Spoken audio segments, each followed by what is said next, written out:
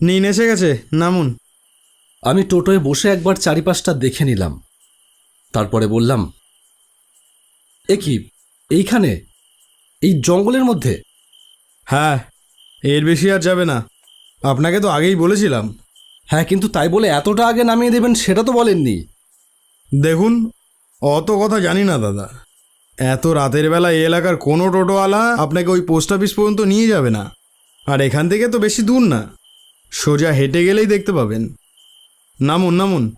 আমি আর কথা বাড়ালাম না, নেমে পড়লাম টোটো থেকে। ভাড়া মিটিয়ে দিতেই টোটোওয়ালা যেন পরিমরি করে টোটোটা নিয়ে সেখান থেকে চলে গেল। বাবা, কী ব্যাপার কে জানে, পোস্ট অফিসটাকে কি সবাই ভয় পায় নাকি? কোনো টোটোওয়ালাই আসতে রাজি হচ্ছিল না। এক প্রকার ডাবল ভাড়া দিয়ে এনাকে রাজি করিয়েছিলাম। কেউ অবশ্য কেন যেতে রাজি হচ্ছে না সেটা স্পষ্ট করে বলেওনি। এই নিবারণপুরের পোস্ট অফিসে আমার পোস্টিং হয়েছে পোস্টমাস্টার হিসেবে। কাল থেকেই জয়েনিং। কলকাতা থেকে দূরত্ব অনেকটাই, তাই এখানেই থাকতে হবে। আগের একটা ট্রেন মিস করায় এসে পৌঁছাতে পৌঁছাতে রাত প্রায় 9:30 বেজে গেছে। সোজা রাস্তা দিয়ে হাঁটা শুরু করলাম। রাস্তার দুধারে ঘন জঙ্গল, জনবসতি চোখে পড়ছে না কোথাও। রাতের অন্ধকারে অচেনা পথে চলেছি, একটু যেন ভয় ভয় করছে। সন্ধ্যাবেলায় বৃষ্টি হয়েছে। বৃষ্টির সময় এই সমস্ত গ্রামের পথে ঘাটে বিষাক্ত সাপখোপ বেরোয়। আমার আবার ছোটবেলা থেকেই সাপের ভীষণ ভয়। বেশ অনেকটা পথ হেঁটে আসবার পরে অবশেষে দেখতে পেলাম ঘন জঙ্গলের ভেতর জরাজীর্ণ অবস্থায় দাঁড়িয়ে আছে পোস্ট অফিসটা। তার সামনেই দাঁড়িয়ে রয়েছে একজন বয়স্ক ভদ্রলোক। লক্ষ্য করলাম তার চোখে মুখে কিসের যেন উৎকণ্ঠা। তার চঞ্চল দৃষ্টি এদিকে ওদিকে ঘুরপাক খাচ্ছে। হঠাৎ তার চোখ পড়ল আমার দিকে, আর তাতেই তার দৃষ্টি স্থির হয়ে গেল। আমি এগিয়ে গেলাম তার দিকে। সামনে যেতেই লোকটা বলল, আপনি তো শহর থেকে আসছেন, এখানকার নতুন পোস্টমাস্টার? হ্যাঁ, নমস্কার, আমি এখানকার কেয়ারটেকার। আপনি আসবেন বলেই অপেক্ষা করছিলাম। এই নিন চাবি। এর মধ্যে অফিস রুম আর আপনার থাকবার ঘর দুটোরই চাবি রয়েছে। আমি চলি আজকে স্যার, কাল সকালে আবার আসবো। সে কি, আপনি চলে যাবেন মানে? আমি প্রথমবার এলাম, কিছুই চিনি না জানি না, আপনি আমাকে চাবি ধরিয়ে দিয়েই চলে যাচ্ছেন? এটা কীরকম কথা? কিচ্ছু করবার নেই স্যার, এমনি তো আপনি আসতে অনেকটাই দেরি করে ফেলেছেন।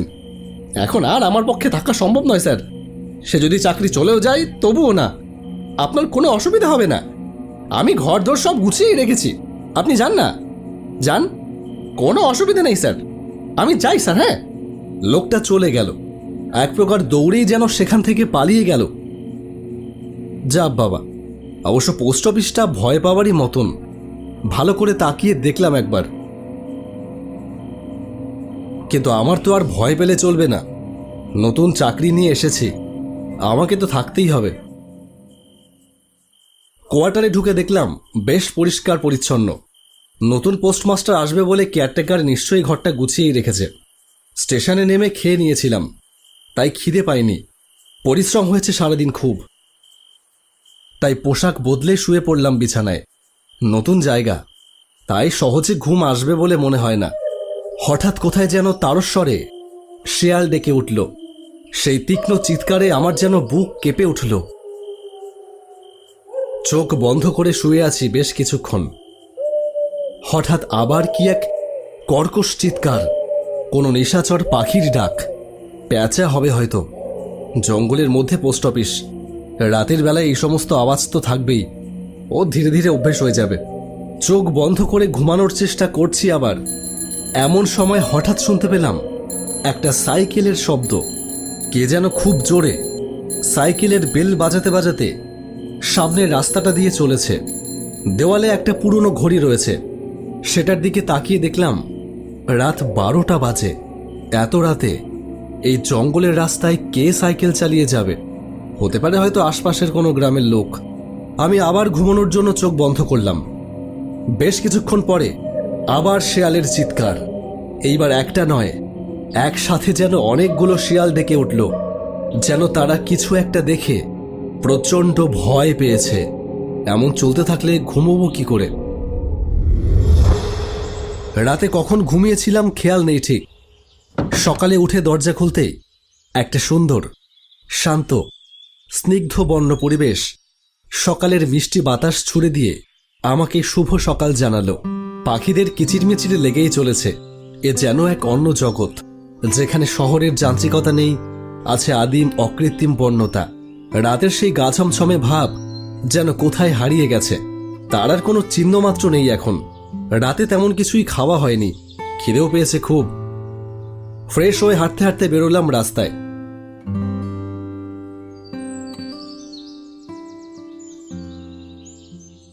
জঙ্গলের রাস্তা পেরিয়ে এসেই একটা চায়ের দোকান দেখতে পেলাম।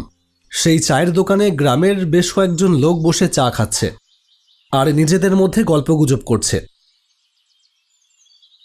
আমি এগিয়ে গিয়ে বেঞ্চে বসে পড়লাম। তারপর বললাম, কাকা, এক কাপ চা দিও, আর জলখাবারের কিছু পাওয়া যাবে? ডিম পাউরুটি হবে বাবু। ঠিক আছে, আগে চাটা দাও, তারপরে ডিম পাউরুটি দিও। বাবুকে তো আগে কোনোদিনও এ গায়ে দেখিনি, নতুন এসেছেন বাবু? আমি কালকেই এসেছি। এখানকার পোস্ট অফিসের আমি নতুন পোস্টমাস্টার। দেখলাম আমার কথা শুনে চাওয়ালা এবং দোকানে বসে থাকা বাকি লোকগুলো আমার মুখের দিকে হাঁ করে তাকিয়ে থাকলো। চাওয়ালা বলল, আপনি নতুন পোস্টমাস্টার? হ্যাঁ। আপনি কাল রাতে ওই কোয়ার্টারে ছিলেন? হ্যাঁ, কেন বলুন তো? দেখলাম চাওয়ালার মুখটা আরো বেশি ফ্যাকাশে হয়ে গেল, কি যেন এক অজানা ভয়ে। সে বেশ কিছুক্ষণ আমার দিকে একই রকম বিস্ময় ভরা চোখে তাকিয়ে থেকে বলল, রাতে কিছু টের পাননি? হ্যাঁ, টের তো পেয়েছি। প্যাঁচার ডাক, শেয়ালের চিৎকার, ঘুমোতেই পারিনি সারা রাত। আর কিছু টের পাননি? আর না না, আর কি টের পাবো? আর সব তো ঠিকই ছিল। কোনো সাইকেলের আওয়াজ শোনেননি বাবু? হ্যাঁ, ঠিক বলেছেন। রাত ওই 12টা নাগাদ কে যেন সাইকেল চালিয়ে ওই সামনের রাস্তা দিয়ে গেছিল। কেন বলুন তো? এইভাবে জিজ্ঞেস করছেন কেন? বাবু, ওই যে সাইকেলের আওয়াজ আপনি শুনেছেন, ওটা কোনো মানুষ না বাবু, ও হলো... চাওয়ালা থেমে গেল। তারপর নিজের মনে কি সব যেন ভাবতে থাকলো। আমি বললাম, কি হলো? থেমে গেলেন যে? বলুন, ওকে। আপনাকে দেখে শহরের লোক বলে মনে হচ্ছে বাবু। আপনি সে কথা বিশ্বাস নাও করতে পারেন। ওই পোস্ট অফিসে কোনো পোস্টমাস্টার এসে থাকতে পারে না, আপনিও পারবেন না। দেখেননি কেমন জঙ্গল হয়ে পড়ে আছে ওই পোস্ট অফিসটা? কেউ ওদিক যায় না বাবু, দিনের বেলাতেও না। 2-1 দিনের মধ্যেই আপনিও সবকিছু জেনে যাবেন বাবু। যদি ভালো চান, এই চাকরির মায়া ছেড়ে চলে যান। ঠিক আছে, দেখছি। আপনি চাটা দিন। হ্যাঁ হ্যাঁ বাবু, এই এক্ষুনি দিচ্ছি। সারাদিনে কাজকর্ম তেমন নেই বললেই চলে। কোনো চিঠি আসে না, কেউ টাকা পয়সা লেনদেন করতেও তেমন একটা আসে না। সরকার যে কেন এখনো চালু রেখেছে এই পোস্ট অফিসটা কে জানে। ভাগ্যিস সাথে করে কিছু বই এনেছিলাম, সেগুলো পড়েই সময় কাটিয়ে দিই। আর বিকেলবেলায় একটু গ্রামে হাঁটতে বেরোই। প্রথম 2 দিনের মধ্যেই মোটামুটিভাবে এই বনবাস জীবনে অভ্যস্ত হয়ে গেলাম। কেয়ারটেকার ভদ্রলোকটা আমার খাবার ব্যবস্থা করে দিত। আমি মাঝে মাঝে তার কোয়ার্টারে গিয়ে তার সঙ্গে গল্পগুজব করতাম। লোকটা আমার থেকে বয়সে অনেক বড়, তবু বেশ রসিক মানুষ। দোষের মধ্যে একটাই, রাতের বেলা ও কিছুতেই থাকবে না এখানে। আমার মাঝে মাঝে মনে হতো এই লোকটা অনেক কিছুই জানে, কিন্তু বলতে চায় না। রাত 12:15 বাজে। গ্রামের পথ ধরে ঘরে ফিরছে রাজেন মণ্ডল। মাসখানেক আগে কেনা নতুন 4 চাকার তীব্র হেডলাইটের আলোয় পথের ওপর ছড়িয়ে থাকা অন্ধকার যেন মুছে দিচ্ছে। গুনগুন করে গেয়ে চলেছে একটা ভোজপুরি গানের লাইন।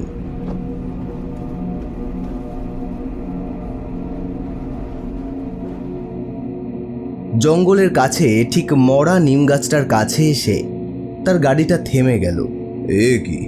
কি হলো? তেল তো ট্যাঙ্ক ফুল করা আছে, তাহলে কি হলো আবার? ধর, কি করি এবার? এ তো মহা মুশকিল। দেখি হারাধন মেকানিককে একটা ফোন করে। না, সে বেটা তো ফোন ধরে না। এক কাজ করি, চলেই তো এসেছি প্রায়, গাড়িটা থাক, হেঁটেই চলে যাই। কাল সকালে মিস্ত্রি নিয়ে এসে গাড়ি ঠিক করিয়ে নিয়ে যাব কোন। সে গাড়ি থেকে নামতেই সামনে একদল শেয়াল তারস্বরে চিৎকার করে উঠল। তার ঠিক পর মুহূর্তেই সে শুনতে পেল একটা সাইকেলের শব্দ। সামনে তাকিয়ে সে দেখল দূরে অন্ধকার ভেদ করে একটা কালো ছায়ামূর্তি সাইকেল চালিয়ে যেন তার দিকেই আসছে। কয়েক মুহূর্তের মধ্যেই সেই ছায়ামূর্তি তার সামনে এসে দাঁড়ালো। এবার সে পরিষ্কার দেখতে পেল ছায়ার আড়ালে থাকা মানুষটাকে। আর তখনই সে ভয়ে আত্মচিৎকার করে উঠল, না না না না না না, এ হতে পারে না, এ কিছুতেই হতে পারে না, না। তার শেষ আর্তনাদে কেঁপে উঠল রাতের নিস্তব্ধ বনানী।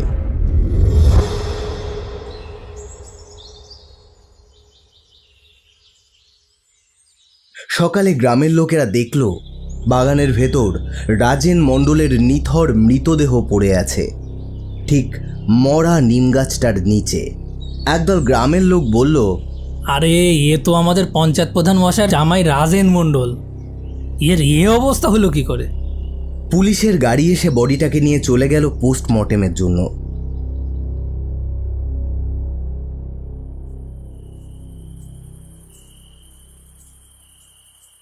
রাতের বেলায় ঘুমিয়েছিলাম।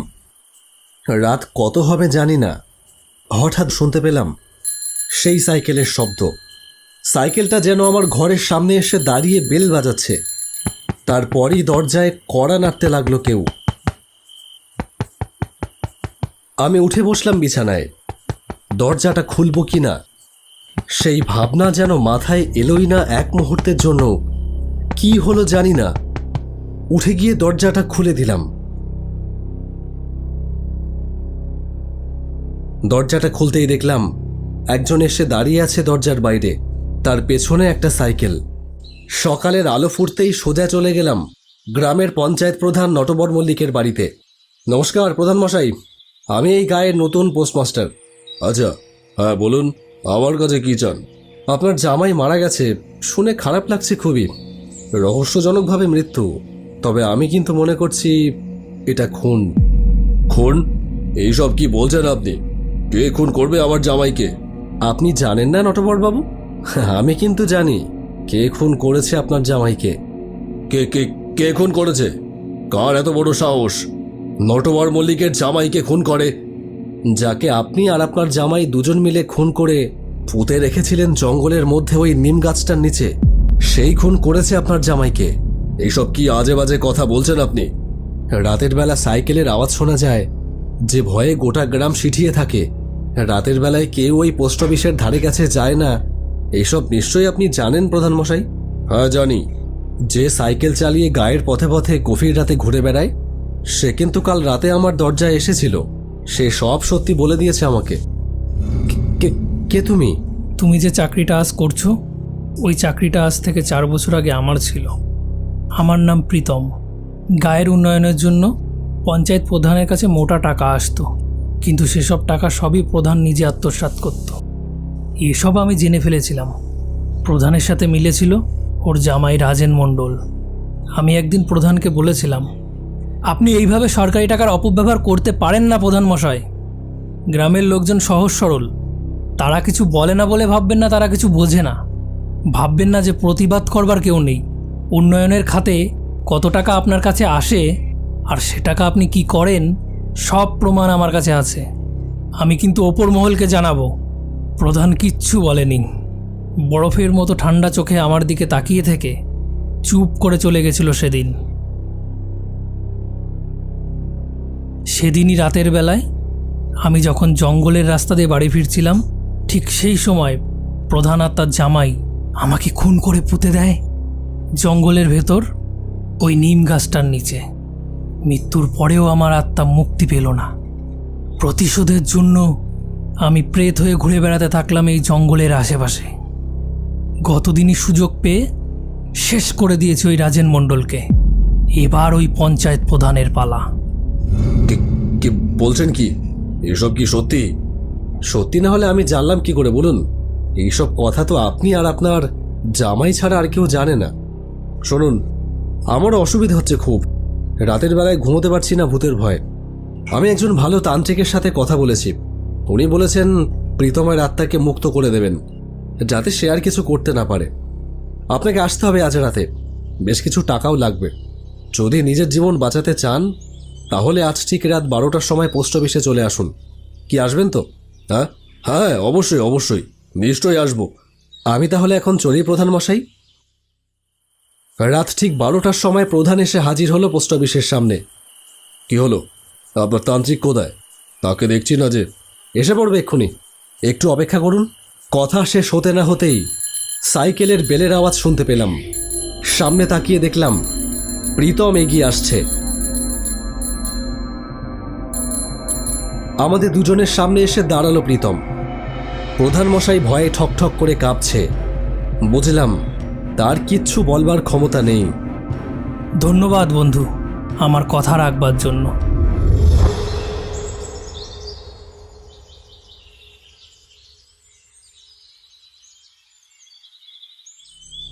পরদিন সকালে গ্রামের লোকজনদের সঙ্গে আমিও দেখলাম বাগানে ঠিক ওই মরা নিম গাছটার নিচে নিথর হয়ে পড়ে আছে প্রধানের দেহ। কি যে হচ্ছে কে জানে, পরপর দুজন মারা গেল। আগের দিন জামাই আর তার দুদিন পরে শ্বশুর। আপনি কিছু বুঝতে পারছেন নাকি? না না, আমি কি করে বুঝবো? পুলিশ আসুক, তদন্ত হোক, যা বোঝার পুলিশই বুঝবে। আমি মনে মনে হাসলাম, পুলিশ আর বুঝেছে। তবে আমি এইটুকুনি বুঝেছি, এই নিবারণপুর গ্রামে আর কোনোদিন গভীর রাতে সাইকেলের আওয়াজ শোনা যাবে না।